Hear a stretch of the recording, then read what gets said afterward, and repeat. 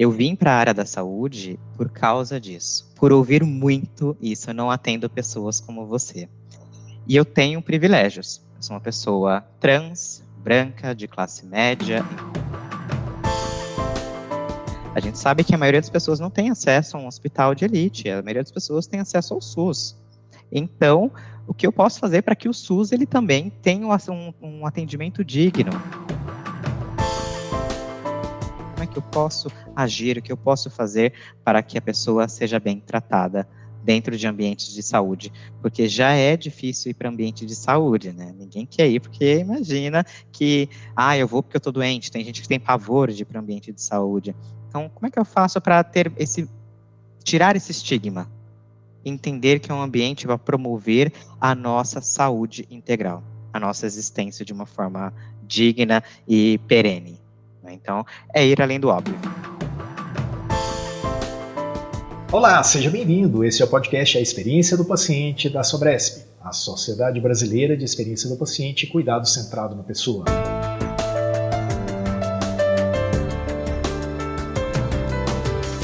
No episódio de hoje, vamos para o segundo capítulo do tema sobre cuidados com o paciente da comunidade LGBTQIAPN+.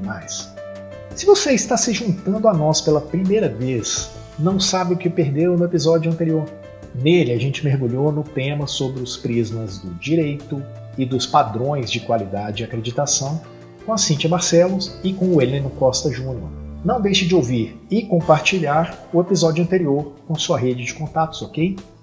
A partir de agora, no episódio de hoje, estamos nos aprofundando nas nuances de inclusão e diversidade nos cuidados de saúde. E para você entender como essa história surgiu, a Carla Ledo, diretora científica da Sobresp, vai falar um pouquinho para a gente. A diretoria científica da Sobresp tem abordado o tema de LGBTQIA+. Nós já falamos sobre aspectos legais e qualidade de segurança, então quanto que as instituições precisam estar prontas e preparadas para cuidar da pessoa. E nós pensamos em trazer uma pessoa trans que já foi paciente e que tem propriedade para falar com o olhar e com a experiência vivida sobre a importância de trabalhar a questão da diversidade. O Joseph é um especialista em diversidade, inclusão e ESG. Ele trabalha numa grande instituição que é o Sírio-Libanês e tem promovido reflexões e compreensões sobre o tema de diversidade, dentro deles o grupo LGBTQIA+. Tem provocado bastante a percepção e o modo de agir consigo mesmo, o modo de agir com o outro e o modo de agir com a sociedade, como que nós, enquanto colaboradores e pessoas, precisamos ter esse foco. E acima de tudo, o respeito pelo ser humano. Esse tem sido um trabalho incrível que o Joseph tem feito e nós aprendemos a cada dia com ele. Por isso a escolha em ele também compartilhar com todos nós sobre o assunto. Sociedade Brasileira de Experiência do Paciente e Cuidado Centrado na Pessoa. O que vem à sua cabeça quando você ouve isso? A Sobresp trabalha para influenciar os pacientes, os familiares e os profissionais de saúde em temas relacionados ao cuidado centrado na pessoa. A sociedade produz conteúdos e busca dar voz a experiências de pacientes e profissionais que podem fazer a diferença no dia a dia de todos nós. Quer saber mais? Quer se associar?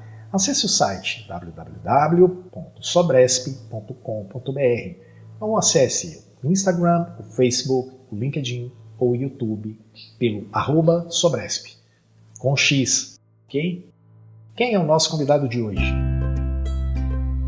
Ele é palestrante, especialista e escritor nos temas diversidade, equidade, inclusão, ESG, direitos humanos, conjunturas de gênero e sexualidade humana, políticas corporativas inclusivas e inclusão de pessoas trans no mercado de trabalho.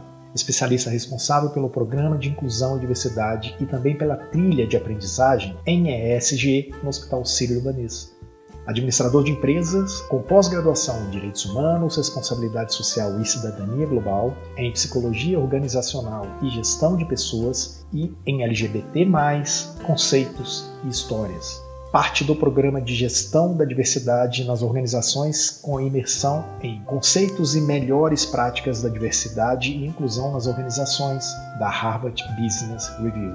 Eu estou falando de Joseph Kuga, homem trans, membro honorário da OAB-SP, Squad LGBTQIA+. e da Hub RH+, AAPSA, coordenador do Grupo de Hospitais e Instituições de Saúde pela Diversidade, intercâmbio multidisciplinar de Psicologia Organizacional e Gestão de Pessoas, da Wuhan University School of Economics and Management na China, projeto de melhoria de clima organizacional.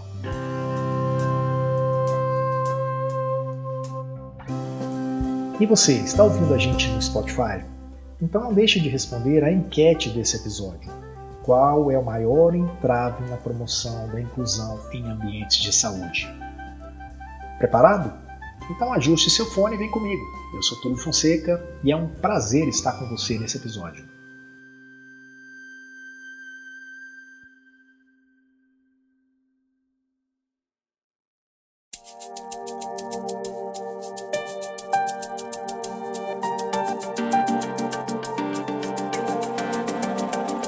O objetivo da Sobresp hoje é explorar novas perspectivas sobre como tornar ambientes de saúde mais acolhedores e acessíveis para a comunidade LGBTQIAPN+. Nosso convidado vai nos ajudar a promover uma mudança real na experiência do paciente por meio da inclusão e do respeito à diversidade. É fundamental abordar esse tema, e ainda mais fundamental amplificar vozes que muitas vezes são silenciadas no dia a dia. Vamos falar de barreiras que afastam ou pelo menos dificultam muito que membros da comunidade LGBTQIAPN+, acessem cuidados de saúde. Ao compartilhar sua história, o Joseph nos permite enxergar a realidade muitas vezes ignorada por trás das estatísticas e termos técnicos. Isso nos impulsiona a questionar e melhorar nossas práticas de cuidado de saúde para garantir que todos tenham acesso a serviços médicos sensíveis, respeitosos e inclusivos. A vivência do Joseph nos sensibiliza para a urgência de uma transformação na forma como tratamos e cuidamos das pessoas LGBTQIAPN+, destacando a necessidade de uma abordagem compassiva e culturalmente competente no sistema de saúde. Seja bem-vindo, Joseph Pulga. É um prazer falar com você aqui hoje. Prazer é todo meu. Eu queria te propor uma coisa, para que a gente fique na mesma página, né? No primeiro bloco desse programa, eu queria conversar com você sobre alguns termos e expressões. Eu acho isso importante para que a gente entenda tudo acerca de cada um desses itens, dessas expressões, pode ser? Pode, Túlio. Vamos lá. Para começar, eu queria falar sobre inclusão. A inclusão tem mais de um aspecto? Se sim, quais são eles? Na realidade, a inclusão ela é um processo fim. Tá? Nós precisamos ter um processo anterior chamado proporcionar uma equidade, que é garantir as condições necessárias para que a pessoa ela tenha acesso ao meio e que ela atinja os objetivos comuns. E aí, quando eu acesso o meio, atinjo os objetivos, me sinto bem naquele ambiente, um ambiente seguro, aí eu tenho um ambiente inclusivo. Então, a inclusão é o final do processo de promover a equidade. Ok. Constrangimento, ofensa e exclusão, eles andam sempre de mãos dadas? Eles são interseccionais, para mim. Tá? Eles têm relação, mas o constrangimento e a ofensa, acredito que sim, mas a exclusão é um processo diferente, é um processo de discriminação, tá? Eu discrimino, eu excluo aquela pessoa. Eu posso constranger aquela pessoa, mas não tirar ela, não vetar o acesso dela. Eu não excluo ela daquele acesso. Então, para mim, Joseph, é correlacionado. Uma coisa pode levar a outra, mas ela não leva a outra no mesmo momento. Tá? Ou pode levar ou não. Então, eu posso ofender, alguém pode virar para mim e falar, eu sou um homem trans, e falar assim, você não é um homem de verdade, mas eu estou naquele lugar e aquilo não me tira daquele lugar. E aí eu posso orientar essa pessoa e ela compreender e isso não impactar no meu acesso ao meio, naquele momento. O problema é que nós temos um senso comum disso, de que pessoas trans não são homens ou mulheres. Aí isso gera um processo de exclusão, porque virou um conceito comum. E aí, um termo que eu ouvi, que eu queria muito que você falasse para mim a respeito disso, seria o termo agonia. Por que para muitos pacientes LGBTQIAPN+, o atendimento de saúde é uma agonia? Porque a maioria dos locais de acesso à saúde não estão preparados para atender o que é diferente do gênero binário, que é diferente de pessoa cis. Mulher, pessoa cis, homem. Tanto que os sistemas aqui no Brasil, eles são parametrizados para exame ginecológico é só para mulher e exame urológico só para homem. Ao invés de colocar exame para pessoas que têm útero, exame para pessoas que têm próstata. Então, é uma agonia porque você passa por uma situação de constrangimento e chega a um processo de discriminação, de exclusão, quando alguém fala que você não pode realizar aquele exame, porque aquele exame é para pessoas que se identificam com um gênero específico.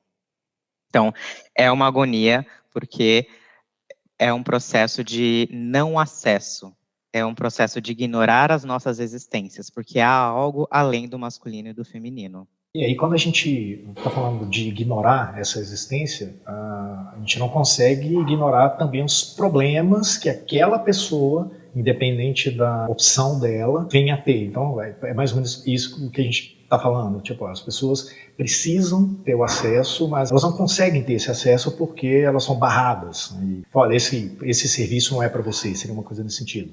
Exato. Só para a gente setar um conceito também, quando a gente fala de população LGBT, a gente nunca usa o termo opção, porque em sã consciência ninguém optaria por um processo de adequação ou de corpórea, ou não ser aquilo que a sociedade disse que a gente nasceu sendo. Porque é um processo de sofrimento, é um processo de exclusão, é um processo de não acesso, é um processo de ter as nossas vidas ceifadas, a estimativa de vida é menor, então acaba não sendo uma opção, é uma inclinação involuntária, é algo que ou a gente faz isso e a gente tenta ser feliz um pouco com essa possibilidade, ou nós vivemos em uma agonia e um processo de sofrimento constante. Tá? E sim, é um processo, é um não acesso que gera esse processo de agonia, o não preparo para o acolhimento daquilo que é diferente do que foi normatizado. Ok, e aí, eu falei agora há pouco sobre uma questão de andar junto, eu vou usar outros 3 termos também para a gente tentar ver como é que funciona isso. Inclusão, diversidade e preservação da saúde mental. Isso que você está falando de viver em constante agonia, como é que funciona isso? Como é que fica isso para quem vive isso dia a dia, desde o nascimento, desde o momento X específico da vida? Bom, a gente começa não tendo inclusão em casa, começamos a não ter a inclusão na escola, nem ao acesso social. Então, muito menos ao trabalho, acarreta de não ter inclusão no trabalho, porque a gente não tem a equidade de entender o que é diferente. E é importante a gente também entender que diversos somos todos, a gente tem mais de 8 bilhões de diversidade, porque são mais de 8 bilhões de pessoas. Então, a maioria dessas 8 bilhões, elas acabam seguindo um padrão. Quando eu não sigo esse padrão, quando eu não consigo me adaptar a esse padrão, eu preciso lutar para tentar ser incluído dentro da família, da escola, do trabalho, do âmbito social em si. E aí a preservação da saúde mental vem nesse processo de eu poder me sentir incluído, de eu ter esse acolhimento, de eu poder ter acesso também à saúde para cuidar da minha saúde mental, de eu poder me reconhecer e andar na rua. Então, falar de preservação, falar de inclusão, é falar de poder sermos quem nós somos, independente das nossas individualidades. E aí a questão de linguagem, a questão de termos, né, são coisas que a gente aprende com o tempo.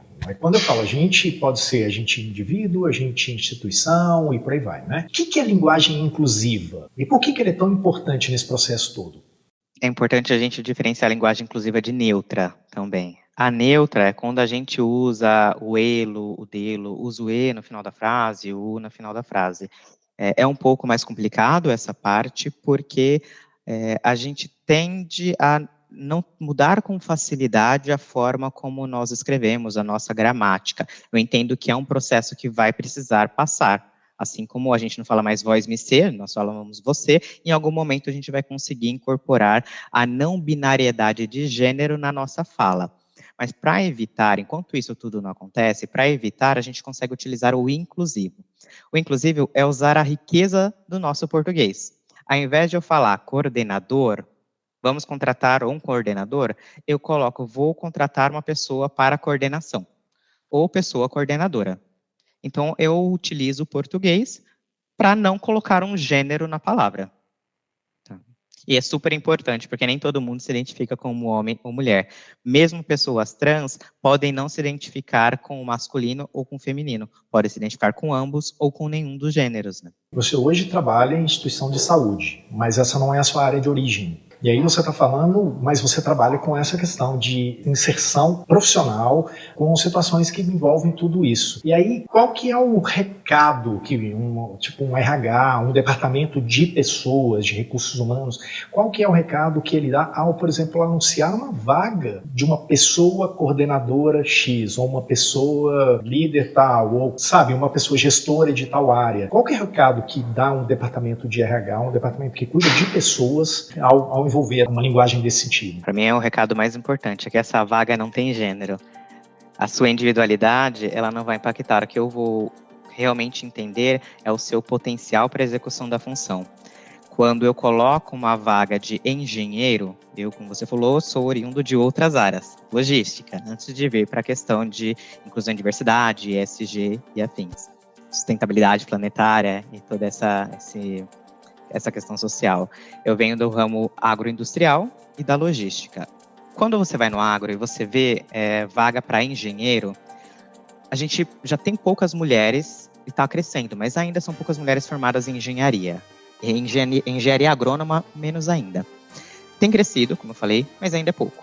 Quando eu coloco vaga para engenheiro agrônomo, a mulher ela já vai falar, eu não vou me candidatar a essa vaga. É para trabalhar no agro como engenheiro agrônomo. A empresa ela sequer teve o pensamento social inclusivo de que pode ser uma engenheira. Então, quando eu coloco pessoa para desempenhar a função de engenharia agrônoma, eu já estou falando que eu não quero saber qual que é o gênero dessa pessoa, se ela vai querer ter filho ou não. Eu já estou falando que, independente do que você se identifica, vem com o seu potencial.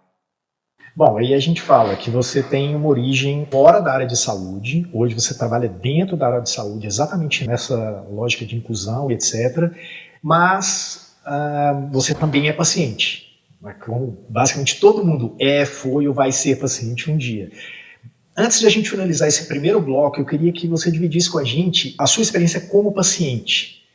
Como é ouvir a frase, não atendo pessoas como você?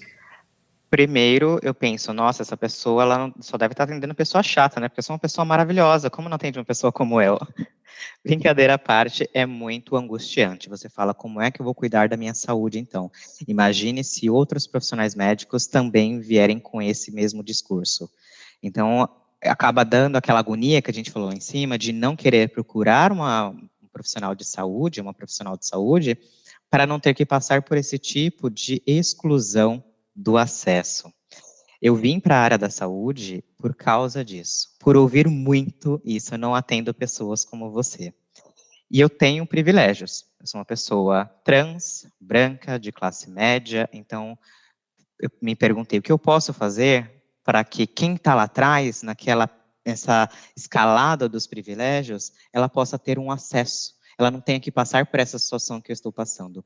Quando veio a oportunidade de trabalhar na área da saúde, eu falei, eu quero trabalhar para estar dentro e mudar de dentro aos poucos isso. É uma jornada, não dá para mudar do dia para a noite. Eu estou há quase 2 anos no meio da saúde, aprendi muito, inclusive sobre protocolos clínicos, sobre gestão hospitalar, tive que fazer uma imersão para entender realmente o impacto de tudo isso. E eu percebi que começa na faculdade. Na faculdade você não tem acesso.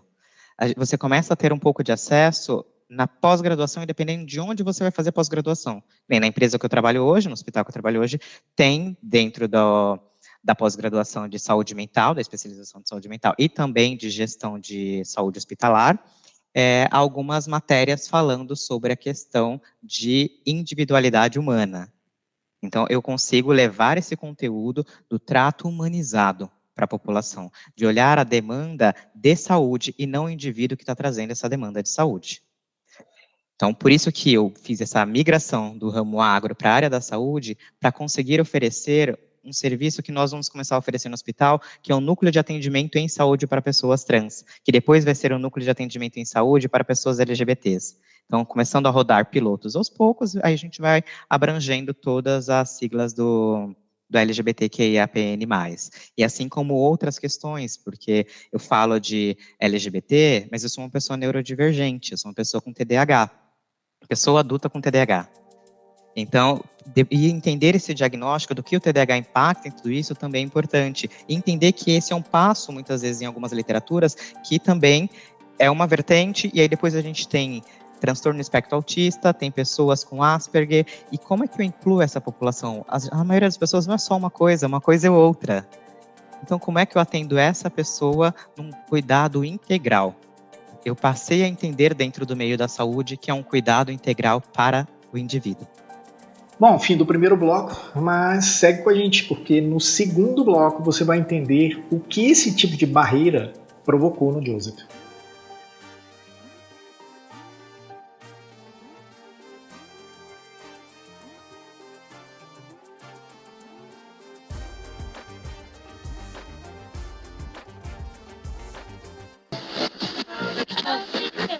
Vem aí o Congresso Brasileiro da Sobresp, que vai ser realizado em 16 e 17 de novembro de 2023.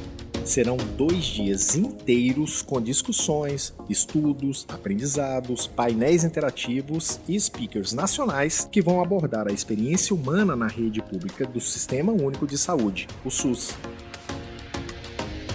Prepare-se para construir e disseminar a experiência do paciente nos dias 16 e 17 de novembro. O primeiro Congresso Brasileiro da Sobresp vai acontecer no Hospital Sírio-Libanês, em São Paulo. Fique de olho em nossos canais de comunicação para saber como se inscrever no evento.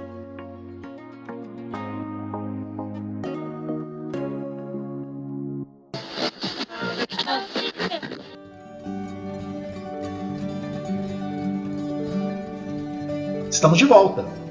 Se barreiras impostas costumam levar pessoas a desistir dos seus objetivos, elas também levam pessoas a seguir em frente com ainda mais determinação. Joseph, após enfrentar dificuldades, você não desistiu. Você se diz ainda mais engajado socialmente nas causas que impactam diretamente as pessoas trans. Qual que é o peso do engajamento de cada um nos dias de hoje? Seja nos seus ombros, seja na responsabilidade que você tem, seja no efeito que isso vai gerar na comunidade como um todo. Bom, vamos lá. É um peso, na realidade, porque somos poucos com acesso, somos poucos com privilégio. A minha responsabilidade hoje é conscientizar pessoas que não são trans na importância de lutar pelas nossas vidas. E não só da população trans, mas pessoas que se autodeclaram brancas, elas lutarem também para a inclusão de pessoas negras, pessoas sem deficiência, de lutar para a inclusão de pessoas com deficiência. Então, tudo isso, toda essa batalha, todos esses nãos que eu ouvi, me fez engajado de tentar trazer mais pessoas para conseguir lutar, porque sozinho é impossível. Se não tiver pessoas que estejam ao meu lado, que falem, compro com você isso, não teria a mudança que nós estamos conseguindo fazer, que ainda é pequena, mas que a intenção é que com o passar dos anos, essa mudança ela reverbere e a gente consiga ter mais acesso de pessoas trans na área da saúde, com uma saúde digna, que outras pessoas também tenham saúde digna, que as pessoas trans tenham acesso ao mercado de trabalho, que as individualidades da pessoa trans, ela seja olhada em segundo plano quando eu falo de o acesso ao trabalho, que o potencial da pessoa venha primeiro. Quando eu falo da família, que o amor familiar venha primeiro. E que não se é uma pessoa que frustra. E por que frustra? A expectativa do pai e da mãe. A pior coisa que a gente pode criar é uma expectativa. E todo mundo cria. Quando a gente fala, não vou criar expectativa, já criei uma montanha de expectativa. E eu sei que a expectativa, e compreendo que a expectativa de um pai, de uma mãe, de duas mães, de dois pais, é enorme para a criança. A gente quer que essa criança faça a cura do câncer, conquiste isso. Mas quando essa criança fala, não quero lutar pela cura do câncer, eu quero plantar árvore, já cria uma frustração. Imagina quando você foge de um padrão, estereótipo social que é pregado diariamente. Então, conscientizar também pais e mães e famílias de que há uma pessoa antes de ter uma questão de não cumprir um padrão social. E essa pessoa, ela precisa desse amor. Porque senão a gente acaba tendo números como a gente tem, uma grande massa de pessoas trans na prostituição, a gente acaba tendo uma expectativa de vida que ela é pequena. Há vários estudos que falam sobre a expectativa de vida de pessoas trans, mas ela ainda é bem menor, menos do que a metade do que a expectativa de vida de uma pessoa não trans no Brasil. De uma pessoa branca, cis, hétero. Então, a expectativa de uma pessoa branca, cis, hétero está quase em 70 anos. De uma pessoa trans, segundo alguns estudos, porque há muita divergência nessa questão de estudos, que é de 35 anos de uma pessoa trans branca, de uma pessoa trans negra de 28 anos.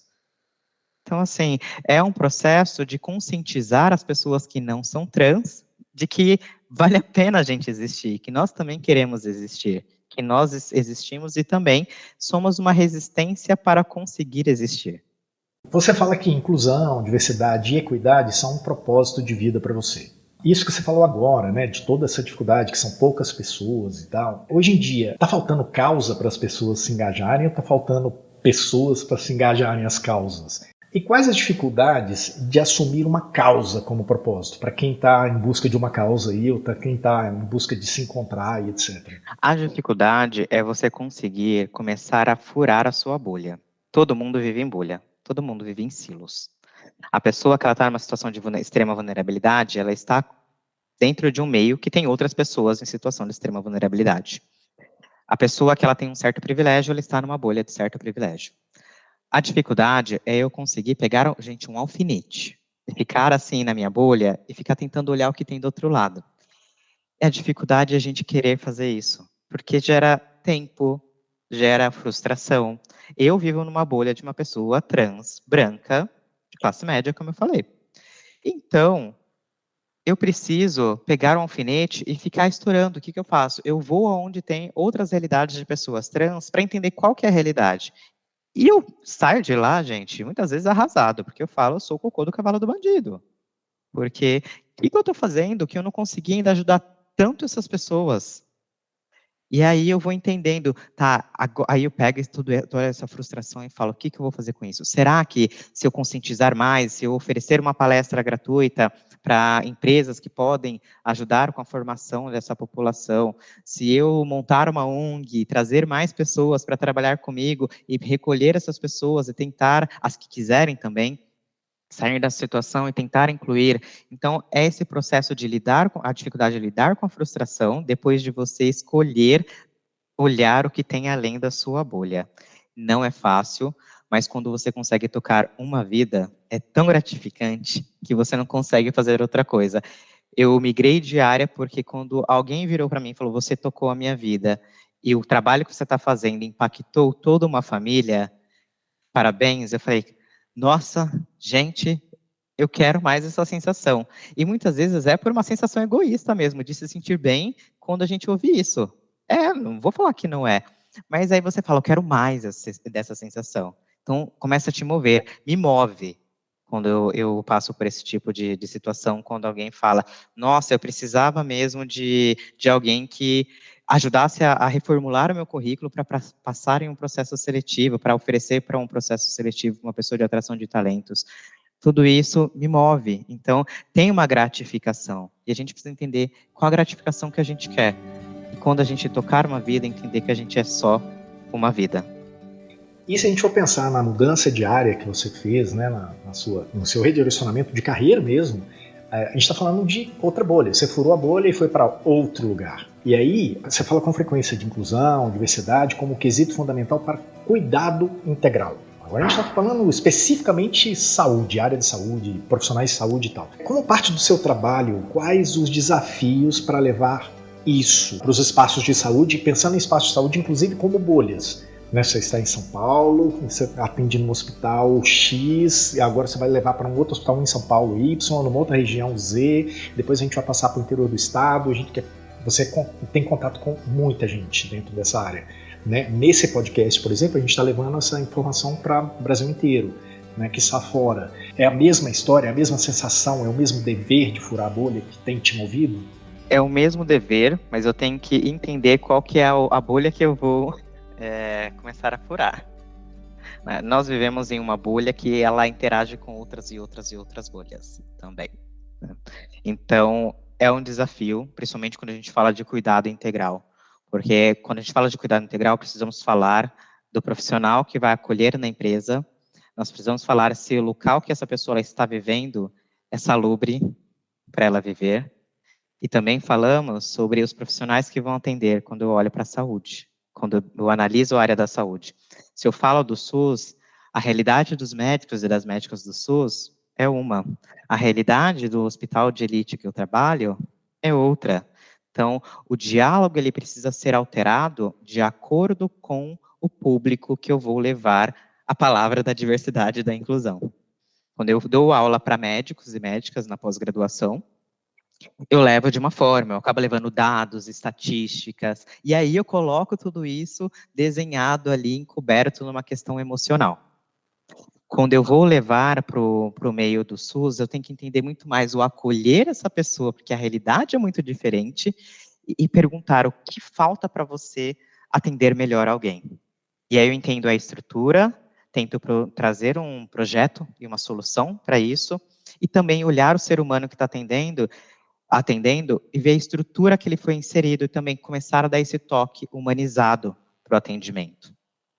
Então, são processos diferentes para pessoas diferentes, para âmbitos diferentes. Falar para pessoas médicas é um discurso, falar para pessoas que são enfermeiras é outro, falar para assistente social é outro, para falar para quem atende para o AD SUS é outro. Semana que vem, eu tenho uma pauta em Brasília para falar sobre saúde de pessoa trans. E é um outro discurso que eu tenho que levar. Diferente de quando eu trago para o hospital de elite, para falar que é um oceano azul para os hospitais privados trabalhar com a população trans, trabalhar com a população LGBT. É um outro discurso que eu tenho que levar. Eu tenho que entender o cenário do SUS de quantos ambulatórios tem para atender a população trans, quantos eles estão conseguindo atender, o que falta para atender. O que um hospital privado pode ajudar a desafogar uma instituição pública de saúde. Então, é uma outra realidade, é um outro discurso. É uma missão, mas é uma missão que as pessoas precisam entender que faz parte de todos nós. Se a gente quer mudar a realidade que a gente tem que entender o público que a gente está falando e o que esse público pode impactar no todo. A gente sabe que a maioria das pessoas não tem acesso a um hospital de elite, a maioria das pessoas tem acesso ao SUS. Então, o que eu posso fazer para que o SUS ele também tenha um atendimento digno? Apesar do SUS ele já ter a questão de nome social, muitas unidades já tem essa questão do nome social, será que é só o nome social? E será que o nome social está sendo cumprido também? Será que na hora do atendimento médico ou com assistente social, a pessoa está sendo acolhida de fato, como um indivíduo? Então, são várias perguntas, são várias provocações, não há resposta certa ou errada, o que há é ouvir muito, acolher e tentar pensar e construir uma solução em conjunto, para todas essas bolhas. Não, legal, e você falou uma coisa a respeito de certo e errado e tal, eu ouvi uma expressão que eu achei bem importante, que foi, vamos tentar nos adequar. Isso é um sinal, esse sinal é correto? Isso serve apenas para as pessoas ou também pode ser usado pelas instituições? Para mim tem que ser usado por todo mundo. Não é? Ninguém vai conseguir se adequar do dia para a noite. Nós vivemos um processo de processos e vários processos estruturais e estruturantes. Quando eu falo da LGBTfobia, da transfobia, é estrutural e estruturante. Quando eu falo do racismo, da mesma forma, o machismo também. Então, para conseguir mudar a realidade, eu preciso entender quais são os meus vieses cognitivos inconscientes e tentar me adequar, e tentar mudar tudo o que eu puder. A instituição também. A instituição de saúde, ela precisa entender, será que nesse momento, com tudo que eu tenho aqui, eu consigo mudar agora, ou vou ter que fazer uma projeção de mudanças constantes e diluídas no decorrer do tempo e tentando me adequar o máximo que eu posso até atingir um objetivo X. O cenário ideal é que a gente fizesse assim, estalasse os dedos e a gente pudesse realmente mudar. que a gente estalasse os dedos e eu pudesse ter um sistema que ele não olha, que ele não analisa mais um laudo pelo gênero biológico, pelo sexo dito como biológico, fisiológico, de nascimento, né? Que o sistema ele pudesse identificar pessoas, como eu falei no início, pessoas que têm um útero vão realizar esse exame, um exame de ultrassom transvaginal para pessoas que têm útero. Mas é um processo que não envolve só um sistema, envolve vários sistemas, envolve várias instituições, envolve várias empresas. Então é um tentar constante, um erro e um acerto constante que todo mundo precisa fazer, não só as pessoas, mas as instituições e as empresas também dos mais diversos ramos. Bom, é isso. O segundo bloco fica por aqui. E no terceiro bloco a gente vai falar mais especificamente para instituições de saúde. Não sai daí.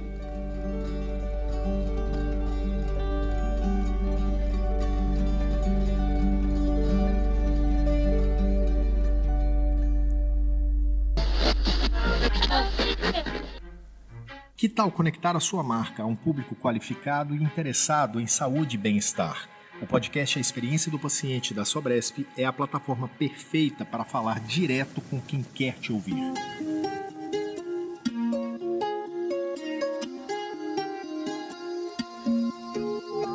Enquanto, por um lado, a sua marca vai ajudar a fortalecer este canal que trata de experiência do paciente, por outro, ela vai fazer parte de conversas inspiradoras, debates aprofundados e vai ajudar a disseminar informações de qualidade. Quer apoiar o podcast A Experiência do Paciente? Fale conosco agora mesmo pelo e-mail contato@sobresp.com.br.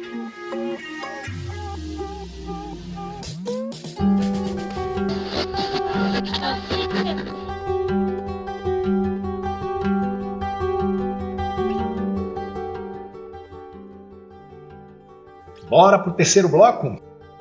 Tudo que já falamos aqui é uma introdução para tratarmos de forma mais específica a questão do atendimento, da assistência e dos cuidados em saúde. Neste bloco, a gente vai falar aqui mais sobre questões profissionais na saúde. Joseph, eu começo querendo saber o que é capacitação profissional voltada para a diversidade e a inclusão. E como ela pode influenciar positiva ou às vezes até negativamente a experiência do paciente e a eficácia do atendimento, que é justamente o objetivo final disso. Vamos lá. Primeiro, quando a gente oferece essa capacitação, nós estamos tentando trazer um letramento, um conceito histórico de por que tudo ocorre. E também que há diferenças e que as pessoas são diferentes. E está tudo bem, que a gente tem que acolher as diferenças e promover a equidade. O problema que pode ocorrer é quando eu acabo colocando uma situação de capacitismo ou de muito preciosismo em determinada situação. Então, eu não vou contratar uma pessoa trans porque o meu ambiente não está pronto. Ou eu não vou atender a população trans porque o meu ambiente não está pronto. Nunca vai estar pronto. E a gente tem que entender isso. Na capacitação, eu sempre falo isso. Vamos trabalhar e ouvir as pessoas. Você não sabe como atender? Pergunta. Como eu posso fazer para te atender da forma mais respeitosa e humanizada possível? Às vezes a pessoa está tão calejada por tantas dores e tantos flagelos que a sociedade provoca, que ela vai responder com rispidez. Mas acolhe essa pessoa, porque a gente não sabe a trajetória que ela teve até chegar ali naquele atendimento. Então, ter essa capacitação profissional para profissionais de saúde faz com que as pessoas elas estejam mais empáticas, ou ao menos prepara um ambiente mais empático para acolher aquilo que a gente não está acostumado a acolher a todo momento, uma realidade que não faz parte da nossa realidade. Então, para mim, é super importante essa capacitação, porque não fala só de acolher pessoas trans e chamar a pessoa pelo nome pela qual ela se reconhece. Fala também sobre eu entender uma pessoa com autismo, se ela precisa que eu reduza a luz, se ela precisa que eu aumente a luz, se ela precisa de um abafador auditivo, o que essa pessoa precisa? Fala sobre atender de forma humanizada todas as pessoas de acordo com as suas individualidades. Se a gente fizesse isso minimamente, se a gente tivesse ao olhar a outra pessoa, ao tratar uma pessoa, pensar que ela é só uma pessoa que tem as suas demandas, talvez a gente não tivesse um país e uma sociedade tão desigual como nós temos hoje. E a gente fala de políticas corporativas inclusivas, né? Elas são ponto positivo ou negativo na atração e na retenção de talentos na área da saúde? Depende. Para mim tudo é um eterno depende. Porque eu posso ter uma política de contratação e colocar ali, eu quero ter em todo o processo seletivo 50% de pessoas trans. Vou pegar pessoas trans, que é a minha realidade. Só que aí eu contrato esses 50% de pessoas trans que eu estou colocando ali no processo seletivo. Será que eu estou preparando o ambiente para acolher essa pessoa trans? Será que eu tenho um banheiro que não seja só masculino e feminino, que seja um banheiro inclusivo? Ou se essa pessoa não tiver problema para usar o banheiro masculino ou feminino, será que ela não vai sofrer nenhuma agressão ali naquele banheiro? Será que eu estou preparando o ambiente para receber? E é preparando, é sempre preparando, gente, é sempre nesse gerúndio. Porque nunca vai estar pronto. É sempre uma mudança, a gente sabe que no meio corporativo, no meio social também, na família, entra gente, sai gente, a gente tem uma cunhada, de repente não tem mais uma cunhada, tem um cunhado, e aí a gente sempre tem que preparar quem está chegando e quem está saindo, para que ele leve uma mensagem melhor, e para quem está chegando que ela consiga entender que todo mundo ali precisa ser acolhido e tratado com respeito. Então, políticas afirmativas são excelentes desde que cascateiem para todos os processos. Eu tenho uma política afirmativa de contratação, uma política afirmativa de compartilhamento de lucros, desde que eu tenha pessoas que estão consumindo os cursos de diversidade, que estão tendo atitudes inclusivas, que eu tenha também gestores e gestoras que tenham isso também como parâmetro. Eu falo muitas vezes para colocar como meta, ou colocar isso atrelado ao como é que chama? Aqui a gente chama de compartilhar, que é participação nos lucros da empresa, atrela isso, porque quando mexe no bolso, às vezes a gente não consegue mexer no emocional, mas quando mexe no bolso, as pessoas vão se movimentar um pouco melhor. Então, começa a atrelar a tudo que você puder, porque não adianta fazer só em um lado, você tem que fazer uma cadeia inteira inclusiva, que eu possa ter um local para essa pessoa comer adequado, que seja inclusivo para ela, que os pares também tratem ela de forma inclusiva, que o gestor trate de forma inclusiva e que tenha um plano de carreira também. Não adianta eu contratar várias pessoas trans e colocar só em um call center, sendo que eu posso ter uma profissional, ou um profissional no call center que é trans, que tem um pós-doc na área da saúde, ou na área de engenharia, ou na área que essa pessoa quiser trabalhar. Será que eu estou colocando ela ali só porque ela é trans? E se ela entrou por essa porta, será que eu estou olhando o potencial de desenvolvimento dessa pessoa? Ou eu estou só falando, esse é só o lugar que você pode ir aqui? Então, tem que ser um processo mapeado estruturalmente e estrategicamente dentro das empresas. E que a inclusão ela faça parte de todas as fases. Tenho isso na empresa que eu trabalho? Estamos lutando para. Já vivenciei ou conheço empresas que fazem isso de uma forma bem integrada? Conheço duas assim, mais ou menos, que têm uma cultura, que nasceram com uma cultura de inclusão. Duas, de várias que tem no mundo, e eu tenho conhecimento de duas grandes, que nasceram com esse core de inclusão da diversidade. Mas a maioria não tem isso. Então, é um processo de se provocar na mudança o tempo inteiro. Até porque a inclusão e incluir, de fato, faz com que as empresas ganhem mais. É um ganha-ganha. É ganha para quem está ali naquele meio, para que tenha a sua vida plena e digna, e é também um ganho para a instituição, porque ela tem profissionais que se sentem bem, que produzem mais, que têm relações saudáveis e que também contribuem com a inovação para gerar mais produtos, registrar mais patentes e também refletir isso no EBITDA quando você faz o fechamento do seu balanço patrimonial. Então é bom para todo mundo, gente. Coloque nos processos, analisa o que pode mudar, porque é bom para todo mundo. E aí, para, de repente, um recadinho profissional que está ouvindo a gente aqui, Ele falou, eu trabalho numa empresa que está ok com relação à diversidade. Esse ok ainda está longe de acontecer, né? A gente está num processo, na verdade a gente é um processo com diversos lados, diversos atores, diversos momentos e tal. E pode ter certeza que essa pessoa pode ajudar em outros momentos ainda para que o próximo degrau chegue, né? A gente não está no ok ainda, está longe disso no Brasil.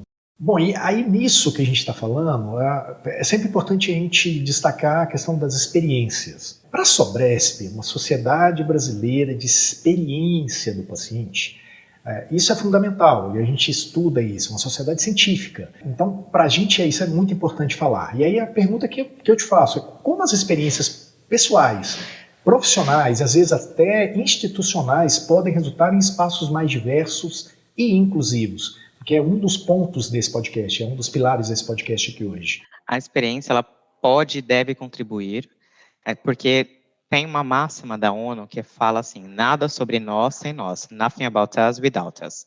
Então, eu preciso ouvir quem está trabalhando com aquele assunto e eu preciso também acolher quem está passando por aquela situação. Então, eu preciso acolher o paciente e a paciente que passa por essa situação e entender o que eu posso fazer de diferente. A partir disso, o que eu posso fazer de diferente é qual processo eu preciso mudar.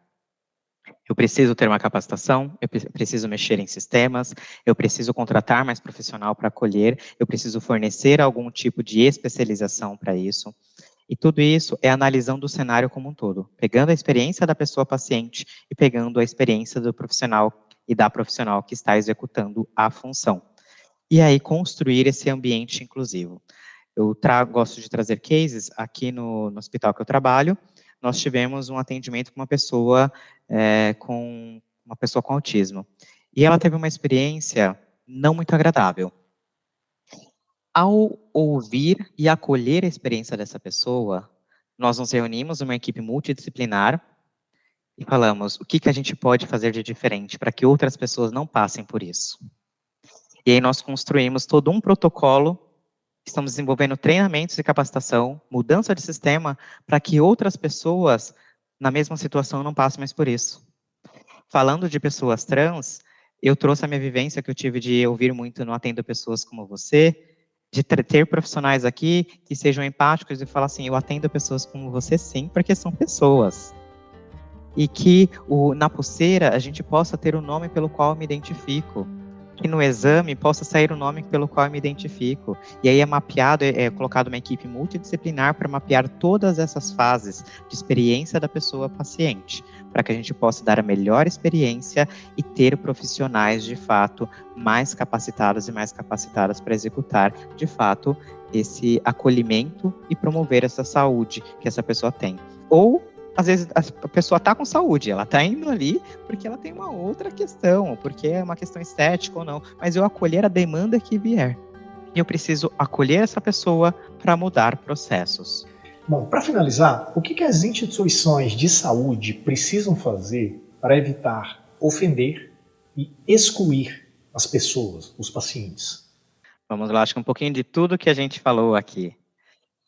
Capacitar, mostrar a história da nossa sociedade, então promover letramentos, promover capacitação para todas as pessoas que fazem parte do quadro de pessoas colaboradoras e acolher as demandas das pessoas pacientes. Escute, acolha, se o paciente está reclamando, alguma coisa tem, acolha isso e entenda o que você pode fazer para mudar. Será que é um protocolo que a gente não consegue mudar ainda? Ou será que é um protocolo que a gente pode mudar? Eu vou dar um outro exemplo, que é uma questão de dieta nutricional. A gente tem dieta nutricional no mundo só para parametrizado masculino e feminino, gente. Só. Parametrizado masculino, biotipo feminino. E aí, eu peguei e questionei aqui, eu falei, tá, e eu? Que não me enquadro nessa parametrização nem masculino e feminino, porque eu já tirei, fiz algumas adequações corpóreas, tirei alguns órgãos, coloquei alguns, e aí tomo hormônio. E para o meu caso, que já não se enquadra mais no biotipo só masculino ou só feminino, como é que vai ser a minha dieta? Uma coisa básica. E aí, os profissionais de nutrição aqui do hospital começaram a pesquisar vários estudos científicos mundo afora para entender se tem alguma outra parametrização, e não acharam. Então, nós temos, fazendo parceria com uma instituição pública de estudo, para entender uma nova parametrização. Gente, nós não temos só pessoas que nascem com características fisiológicas só ditas como masculinas ou só femininas. A gente tem pessoas que nascem com algo que é chamado de intersexo, interseccionalidade da sexualidade, de características biológicas e fisiológicas, que é o antigo termo usado como hermafrodita, que a gente não usa mais esse termo. É pessoas intersexuais ou pessoas intersexo. E como é que eu faço uma dieta para uma pessoa intersexo? Não dá para se parametrizar só por uma coisa e por outra. Eu preciso realmente entender que é algo além do óbvio.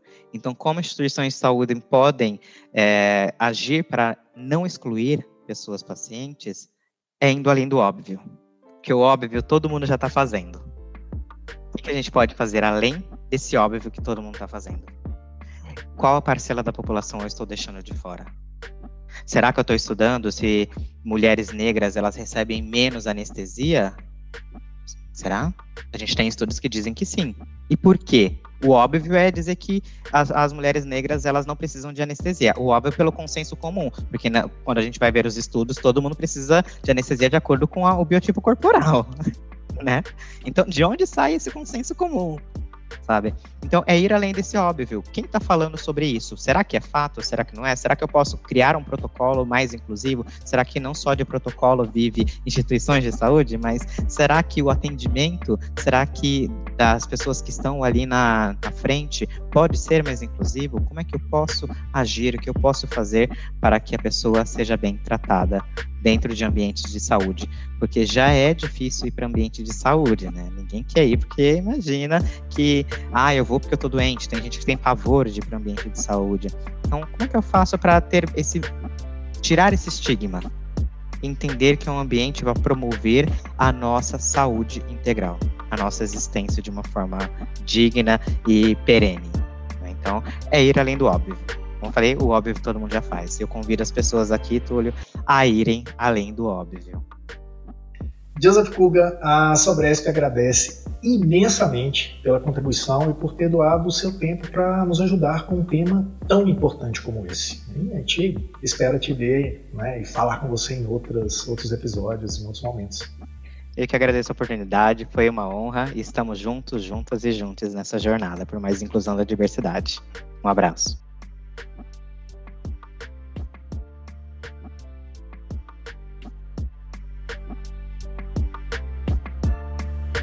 E chegamos ao fim deste episódio do podcast A Experiência do Paciente, da Sociedade Brasileira de Experiência do Paciente e Cuidado Centrado na Pessoa. Hoje a gente fez o segundo capítulo do tema Cuidados com a Comunidade LGBTQIAPN+, focado em diversidade e inclusão. E eu conversei com Joseph Kuga, palestrante, especialista e escritor nos temas de diversidade, equidade, inclusão, ESG, direitos humanos, conjunturas de gênero e sexualidade humana, políticas corporativas inclusivas e inclusão de pessoas trans no mercado de trabalho. Especialista responsável pelo programa de inclusão e diversidade e também pela trilha de aprendizagem em ESG do Hospital Sírio-Libanês. O podcast A Experiência do Paciente é uma produção da Map2B, Planejamento, Marketing e Negócios para a Sobresp. E como eu sei que você curtiu o episódio de hoje, eu vou te pedir para compartilhar com as pessoas que você conhece e já aproveita para favoritar no seu tocador preferido. E agora um recado final. Se você está ouvindo pelo Spotify, aproveite para responder à enquete desse episódio. Qual é a maior entrave na promoção da inclusão em ambientes de saúde? Está ouvindo na Apple Podcasts ou na Amazon? Segue a gente por lá. Está na Deezer? Favorita esse podcast. E se você está no Google Podcast, no YouTube ou no Cashbox, se inscreva nesses canais para saber quando a gente vai ter um conteúdo novo por lá. Obrigado por hoje e nos vemos no próximo episódio. Bye bye!